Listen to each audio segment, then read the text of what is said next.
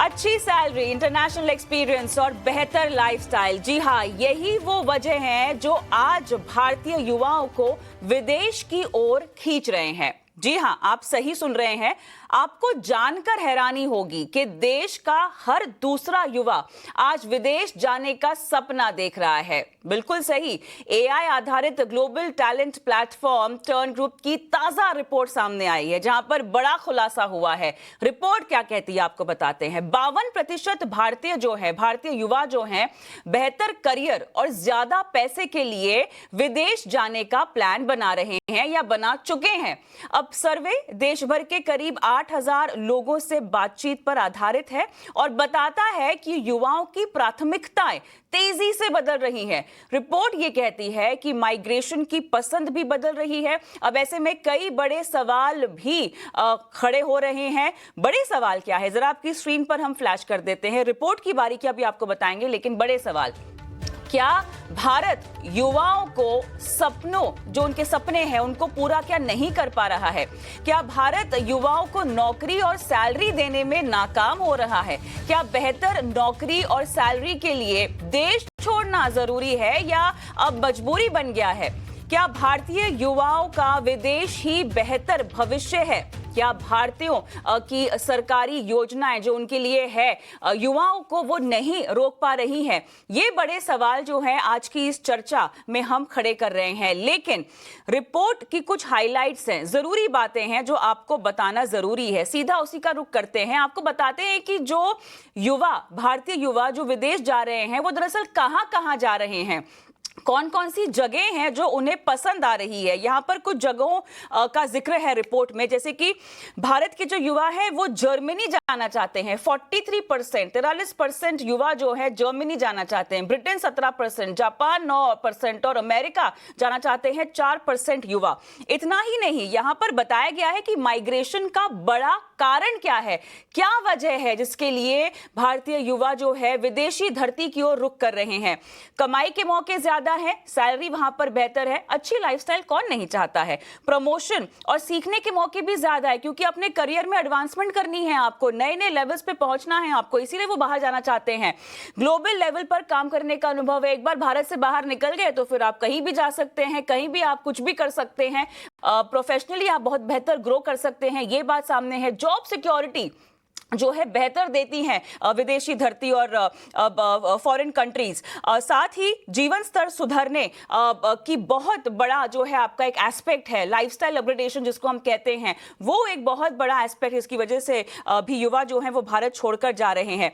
लेकिन अब ये समस्या हमारे लिए कितनी बड़ी है, क्योंकि हम तो विकसित भारत की ओर बढ़ रहे हैं और जिस तरह से हमारे यहाँ अलग अलग सेक्टर्स में तमाम तरह की सुविधाएं प्रदान की जा रही है, रोजगार को लेकर कई मौके पैदा यहाँ पे किए जा रहे हैं, स्टार्टअप कल्चर को बढ़ावा दिया जा रहा है, इन सब को देखते हुए भारत के लिए इस तरीके का माइग्रेशन और इस तरीके का सर्वे क्या कहता है और कैसे इसका इंपैक्ट पड़ सकता है। कुछ मेहमान हमारे साथ जुड़ चुके हैं, उनसे आपका तारुफ कराते हैं और चर्चा की भी शुरुआत करते हैं।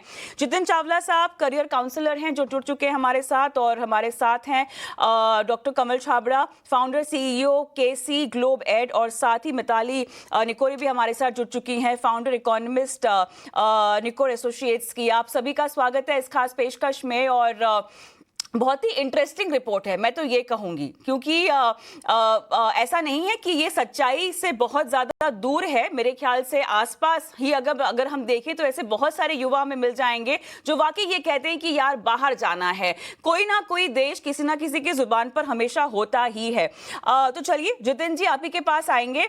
आपके पास तो बहुत सारे बच्चे अपनी जिंदगी के सपने लेकर आते होंगे कि हमें ये पढ़ाई करनी है, हमें ये करियर करना है। सर बताइए किस देश में जाया जाए, कहाँ पे बेहतर प्रोस्पेक्ट है। हमारे साथ एक और मेहमान जुड़ गए हैं, नरेश कुमार चावला जी भी हैं, इमिग्रेशन कंसल्टेंट है। सर आपका भी स्वागत है। तो जितिन जी, आप ही के पास आऊंगी मैं। रिपोर्ट देखकर कैसा लगा आपको और कितनी सच्चाई है आपके मुताबिक? तो बिल्कुल बहुत सच्चाई है इसमें, और ये भी है, देखिए उसके हमें गुण वो समझने चाहिए कि क्यों ऐसा हो रहा है और कहाँ से स्टार्ट करें। हम लोग काफ़ी यूनिकली काम करते हैं कि हम बच्चों से 9th-10th में एप्टीट्यूड टेस्टिंग काउंसलिंग, और ऑलमोस्ट 1 साल में मेरी टीम मेंबर्स और मैं 200 से ज़्यादा स्कूलों में इंडिया में गल्फ में काम करते हैं।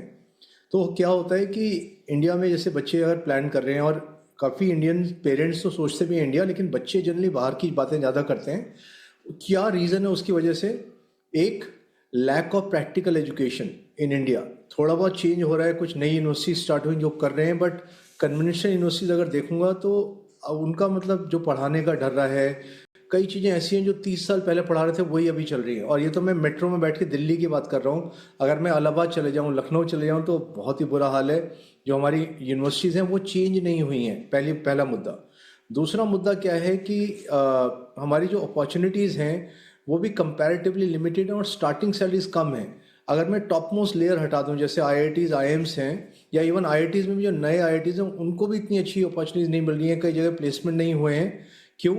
क्योंकि somehow the population context is there. भाई we have a large population, हमारी एक जो नंबर ऑफ स्टूडेंट्स हैं, अब जैसे आईएम में मेरे को जाना है या आईआईटी में जाना है, तो जनरली एक्सेप्टेंस रेट 0.1% है। बाहर की यूनिवर्सिटीज़ में, मैं टॉप मोस्ट यूनिवर्सिटीज़ की बात करूँ तो 4% से 18% है।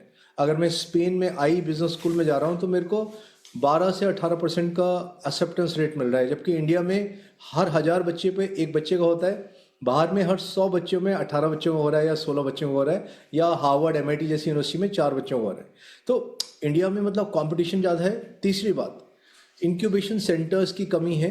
टॉप इंस्टीट्यूशन में फिर भी है, बट जैसे मैं इवन दिल्ली यूनिवर्सिटी, कितनी नामी यूनिवर्सिटी है, हज़ारों बच्चे आते हैं, पूरी इंडिया से आते हैं, बाहर से आते हैं, फिर भी लैक ऑफ इंक्यूबेशन। थोड़ा बहुत काम किया लेकिन सरफेस पर है, उतना डिटेल में नहीं है।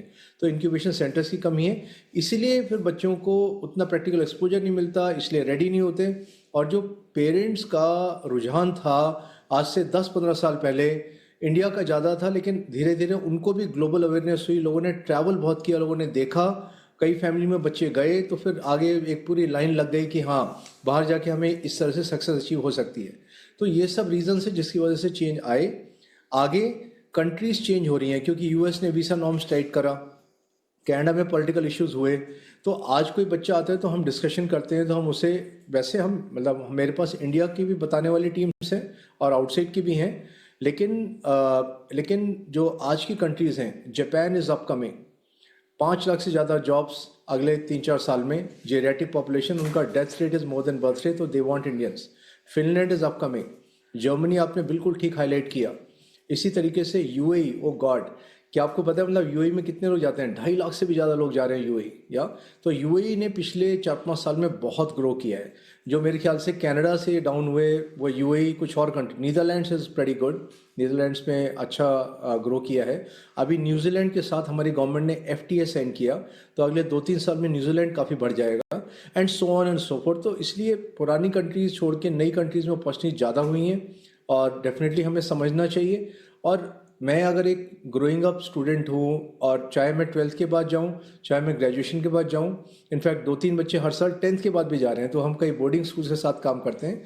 तो पेरेंट चाहता है कि भाई हमें अच्छे स्कूल में बाहर भेज दो, तो 10th के बाद भी बच्चा रेडी है जाने के लिए। यही होता है दरअसल, बिल्कुल हर माँ बाप का सपना यही है कि विदेश में पढ़ाया लिखाया जाए। और मेरे ख्याल से ये वो जनरेशन के माँ बाप हैं जो कि बहुत मेहनत करके घर बनाते हैं और हर सुख सुविधा अपने बच्चों को जो है वो देना चाहते हैं। डॉक्टर छाबड़ा, आपके पास मैं आना चाहती हूँ, क्योंकि पढ़ाई लिखाई के लिए बच्चों को बाहर भेजना और पढ़ाई लिखाई करके बच्चों का बाहर रह जाना और कभी ना वापस आना, ठीक है, ये दो डिफरेंस मुझे समझना है आपसे। कितने बच्चे वापस आ जाते हैं, कितने लोगों को बाहर पढ़ाई लिखाई करके, क्योंकि देखिए अगर आप जहां पर पढ़ाई लिखाई कर रहे हैं वहां पे ऑब्वियसली आप मौके तो एक्सप्लोर करेंगे ही ना। थोड़ी विदेशी करेंसी में कमाई हो ही जाए, घर जाएंगे, माँ बाप के पास भी जाना होगा, लेकिन क्यों ना थोड़ा सा एक्सपोजर अपना बढ़ा लिया जाए, या एक्सपोजर को चेक कर लिया जाए, या अपनी मार्केट वैल्यू जो है वो चेक कर ली जाए। ऐसा भी होगा डॉक्टर कमल? Very true. अगर इंडिया में हम स्पेसिफिकली देखें तो पंजाब और केरल, ये दो ऐसे स्टेट हैं, वहाँ पे migration is one of the biggest problem. और आई वुड से कि their entire youth almost have gone out of the country, whether they are being settled in America, North America region, US, Canada, or they are in Europe region, or they are in Middle East region. So thing is that almost, I would say 85 to 88% people will go and get settled over there. But now, like change in this overall geopolitical situation. So many of the candidates who have gone in last couple of years, they are in, like very furious or बहुत डरे हुए हैं कि, like what is going to be their future, considering specifically this new Trump 2.0 situation which is going on and which we all know. So I would say, like we as a country have come up with this new education policy back in 2020, but I think it's been more than 5 years. In true sense, the implementation has not yet happened the way the overall policy has been, framed, kind of it. So, as an organization, or as a government, or as a country, we still need to work a lot to have this reverse migration of the brain if we really want to achieve 2047 Viksit Bharat mission. Many people have started, like especially the age group of, I would say, 40 to 55 age group people who have migrated, like 15 year, 20 year back, through this education. Now they're planning and looking forward to come back to नहीं India, Chhabra जी, settle ऐसा down नहीं है and कि settle. हमारी सरकार इस बारे में Yes, नहीं सोच रही earnings होगी are. जी। मेरे ख्याल से काफी कुछ सरकार भी सोच ही रही है I'm और sure. जितनी I'm भी स्किल डेवलपमेंट को लेकर यहाँ पर प्रोग्राम्स भी शुरू किए गए हैं, वो इसी बात को भी फैक्टर इन करके भी शुरू किए गए हैं। बहरहाल अगला सवाल आपसे पूछूंगी ना डॉक्टर छाबड़ा जी, तो थोड़ा सा हिंदी में जवाब दे दीजिएगा सर, हिंदी चैनल है, आपके इतने महत्वपूर्ण बिंदु आप बता रहे हैं, लोगों को समझ में भी तो आए। आगे बढ़ते हैं। मिताली जी, अब ये बताइएगा हमें कि ऐसा तो नहीं है ना कि ये जो विदेशी जगहों की हम बात कर रहे हैं वो पहले इस तरह की एजुकेशन नहीं दे रही थी, इस तरह के मौके नहीं मिल रहे थे, सब कुछ तो पहले भी था ना। क्या भारतीयों की कमाने की क्षमता बढ़ गई है? क्या भारतीयों की भारत में रहकर ही कमाने की क्षमता बढ़ गई है और इसीलिए अपने बच्चों को वो विदेश भेज रहे हैं? ये हो रहा है क्या? जरा फाइनेंशियल एंगल से और इकोनॉमी के एंगल से समझाइए कि बदला क्या है। जी, बिल्कुल।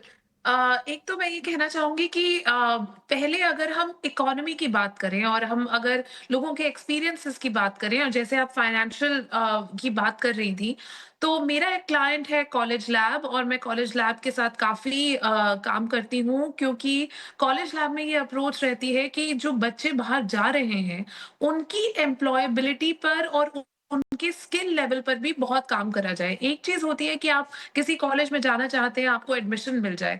दूसरा चीज़ होती है कि जब आप उस कॉलेज में जाएँ तो आप एक्चुअली वहाँ पे अच्छा परफ़ॉर्म करें और आपको सिर्फ़ एडमिशन ही ना मिले, आप वहाँ पर अच्छा परफ़ॉर्म करें और उसके बाद आपको वहाँ पर एक जॉब मिल जाए। अब आजकल जो हम यहाँ पर देख रहे हैं इस काम में, वो हम ये देख रहे हैं कि ऑफ़ कोर्स पेरेंट्स की इनकम तो बढ़ी ही है। बिकॉज़ क्लाइंट्स और पेरेंट्स कहाँ से आ रहे हैं? पहले वो क्लाइंट्स और पेरेंट्स आ रहे थे दिल्ली से, मुंबई से, maximum to maximum Chennai, Bangalore, Hyderabad. लेकिन आज हम देख रहे हैं कि कलकत्ता जैसे शहर से इतने सारे क्लाइंट्स आ रहे हैं, अहमदाबाद से आ रहे हैं, इंदौर से आ रहे हैं, पुणे से आ रहे हैं। पूरे देश में ऐसे बहुत सारे हाई इनकम सेक्टर्स और सेगमेंट्स बन गए हैं, जहाँ से लोग अपने बच्चों को बाहर भेजना चाहते हैं। That is one.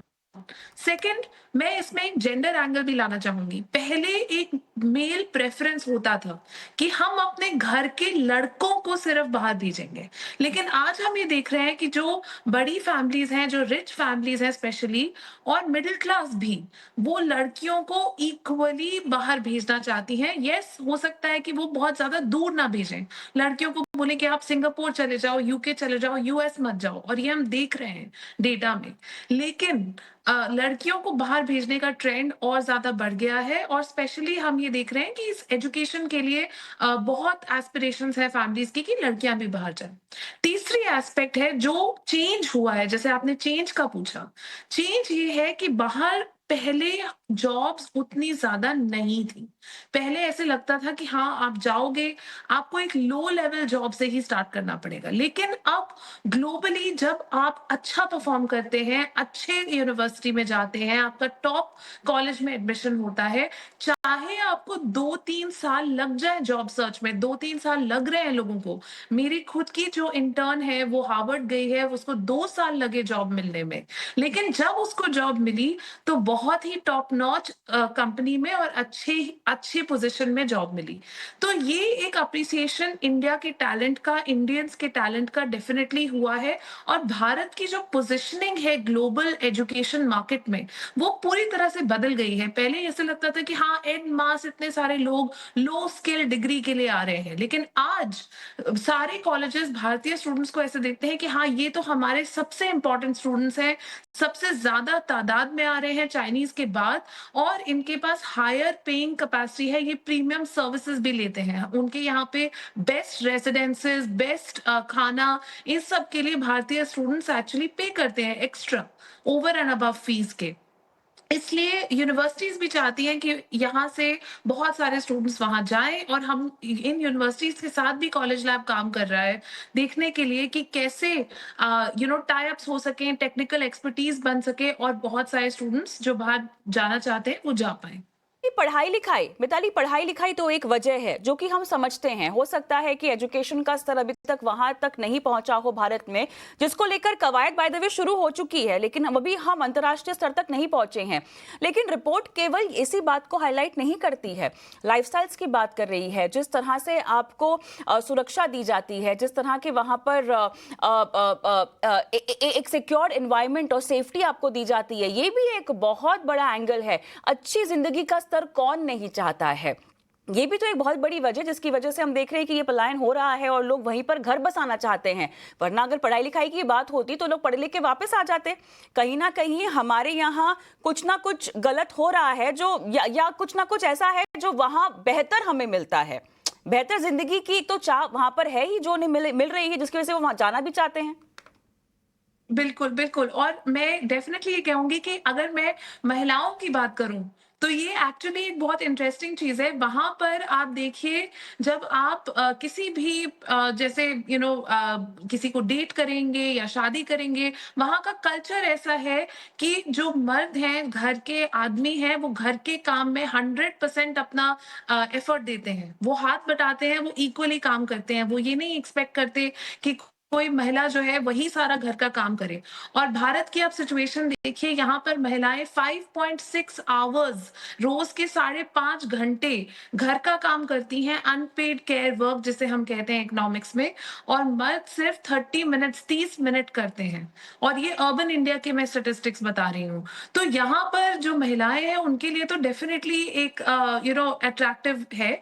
और बाकी लोगों के लिए, ओवरऑल यूथ के लिए आप देखिए, तो यूथ क्या चाहता है? यूथ चाहता है कि उनको एक अच्छा वर्क लाइफ बैलेंस मिले, उनको अच्छी जॉब मिले जिसमें उनका अर्निंग हो, लेकिन वर्क लाइफ बैलेंस भी हो। इंडिया में हमने ये देखा है, स्टडीज में ये बहुत क्लियरली निकल के आता है कि हमारे जो वर्क आवर्स हैं वो बहुत लंबे हैं। हमें यहाँ पर ज्यादा काम करना पड़ता है लोअर पे के लिए, और हमें शायद उतना अभी भी कंपनीज ऐसी हैं जो यहाँ पर आउटसोर्सिंग का काम ज्यादा कर रही हैं, यानी कि इनोवेशन का। जबकि इनोवेशन का काम अभी भी काफी कंपनियां अमेरिका में या फिर यूके में या फिर जर्मनी में, जो कि आपका नंबर 1 कंट्री आया है, जर्मनी में जिस तरह का इनोवेशन टेक्नोलॉजी में, फाइनेंस में, इन सब सेक्टर्स में हो रहा है, वो आज भी उस स्तर पर भारत में नहीं हो रहा है। उतने लोगों को अपॉर्चुनिटी नहीं मिलती इनोवेटिव काम करने की। तो इसलिए मुझे लगता है कि ये एक प्रेफरेंस है। लेकिन ये भी मैं कहूंगी कि बहुत सारे स्टूडेंट्स हैं जिनसे मैं मिली हूँ, जो कि वहां पे पढ़ाई करके 2-3 साल काम करके फिर वापस आए हैं, और जो स्टार्टअप इंडस्ट्री पूरी इंडिया की है और स्टार्टअप इकोसिस्टम जो इंडिया का है, वो पूरे वर्ल्ड में अनपैरेलल्ड है इस पॉइंट पर। ऑफ कोर्स चाइना में भी बहुत स्ट्रॉन्ग स्टार्टअप इकोसिस्टम है। इंडिया और चाइना, ये 2 ऐसे कंट्रीज हैं जहां पर स्टार्टअप्स में बहुत पैसा है। इसलिए लोग पढ़ाई करके अगर जब स्टार्टअप करना चाहते हैं तो वो डेफिनेटली भारत आ रहे हैं और यहाँ पर बिल्ड कर रहे हैं अपनी कंपनीज। लेकिन वो तबका अभी भी बहुत छोटा है as compare to the people जो जा रहे हैं। भारत आके स्टार्टअप शुरू करने वाले और अपने आप आत्मनिर्भर होने वाले लोग थोड़े से कम है। संख्या बढ़ रही है, थोड़ा सा समय लग सकता है। तो चलिए, हमने तो ये समझ लिया कि लोग बाहर क्यों जा रहे हैं, लेकिन अब जितिन, कैसे इनको रोका जाए? ठीक है, और क्या डैमेज हो रहा है हमें। हम समझ गए कि स्किल जो है वो बाहर जा रहा है, ये हमारे देश के लिए बिल्कुल भी अच्छा नहीं है। खासतौर से उस वक्त अच्छा नहीं है जब हम पूरे दुनिया के नक्शे में अपनी पहचान हर सेक्टर में बनाना चाहते हैं, हर तरह से हम आगे बढ़ना चाहते हैं। उस वक्त अगर स्किल बाहर जा रहा है, उस वक्त अगर हमारे युवा, क्योंकि युवा जनसंख्या हमारी बहुत बड़ी ताकत भी है, और यही ताकत है जो अक्रॉस सेक्टर्स, राजनीति, सब जगह जो है हमें आगे ले जाएगी, हमें मुखर करेगी। अब ये बताइए कैसे इनको रोका जाए, क्या कुछ करना होगा। तो 4 चीज़ें हैं जो हमें सोचनी चाहिए। एक, पॉलिसी लेवल पर, तो अगर आज भाई एजुकेशन पॉलिसी की बात करें तो उसमें यूजेज ऑफ एआई जो कि गवर्नमेंट ऑलरेडी कर रही है। कुछ बोर्ड्स, जैसे हम लोग सीबीएसई के साथ भी काम करते हैं और सीबीएसई के साथ भी उनके यूट्यूब चैनल पे भी हमारे प्रोग्राम्स हैं, तो सीबीएसई काफ़ी प्रोएक्टिवली काम कर रही है। ऐसी जो और बोर्ड्स हैं, स्टेट बोर्ड्स खासकर से, उनको एक तरह से अपने आप को बिल्डअप करने के लिए लेटेस्ट टेक्नोलॉजी यूज़ करना, बच्चों को प्रैक्टिकल स्किल्स देना, तो वो चीज़ आएगी। लेकिन सबसे पहले पॉलिसी में चेंजेस चाहिए। पॉलिसी में चाहिए कि कैसे एजुकेशन को प्रैक्टिकलाइज करें, कैसे एआई को ज़्यादा यूज़ करें, कैसे पीयर लर्निंग को ज़्यादा करें, और काउंसलिंग सिस्टम्स। तो ये तो एक हो गया गवर्नमेंट लेवल पर। फिर अगर हम आ जाएं स्कूल और कॉलेज लेवल पर, तो वहाँ भी एंटरप्रेन्योरशिप कैंप्स, इंक्यूबेशन सेंटर्स, काफ़ी संस्थाएं सरकारी कुछ कुछ काम कर रही हैं। जैसे एडीआई अहमदाबाद की है, entrepreneurship development institute of India.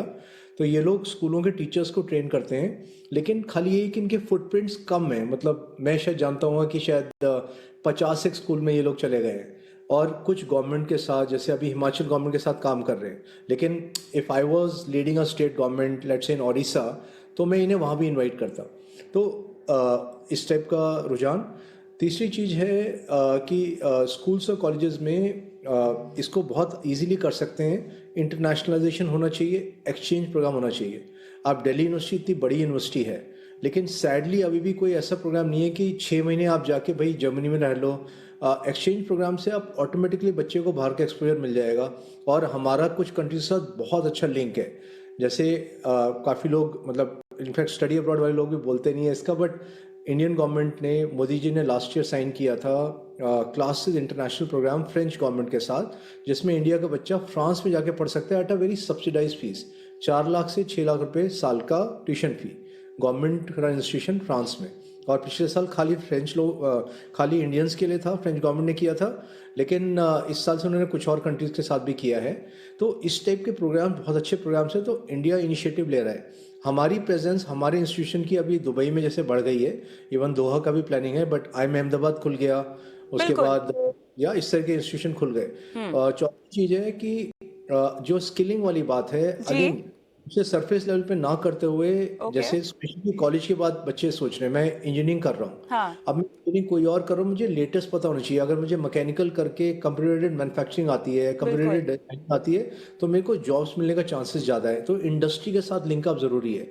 इसको भी कहा तो जाता है, प्रैक्टिकल एस्पेक्ट होना भी बहुत जरूरी है। थ्योरेटिकल पढ़ाई तो आप करा रहे हैं, लेकिन साथ ही जो लगातार अपग्रेड हो रही हैं चीजें, उस पर भी थोड़ा सा आपको इंडस्ट्री के साथ मिलकर काम करना चाहिए। ये चारों पॉइंट समझ में आ गए। छाबड़ा जी, आपको क्या लगता है, क्या क्या कमियां जिन पर पहले हमें अटैक करना चाहिए और इस रोड़े को खत्म करना चाहिए? Era is of artificial intelligence, so I think we need to capture this moment. And like good thing is that a lot of great work is happening in this AI era, especially in India. If you see in worldwide, there are 3 countries which are just being named always when someone at a global platform think about or discuss about the artificial intelligence is US, China, and India. And luckily, India is doing really good in AI domain, and lot of new तब एक ऐसा startups, domain, lot of AI ऐसा domain आपके मुताबिक जो पकड़कर चलना चाहिए। मेरे पास समय लगभग Very खत्म true, होने आ very गया true. है। मिताली, आपके पास आऊंगी। मिताली, आपके लास्ट कमेंट्स क्या होंगे?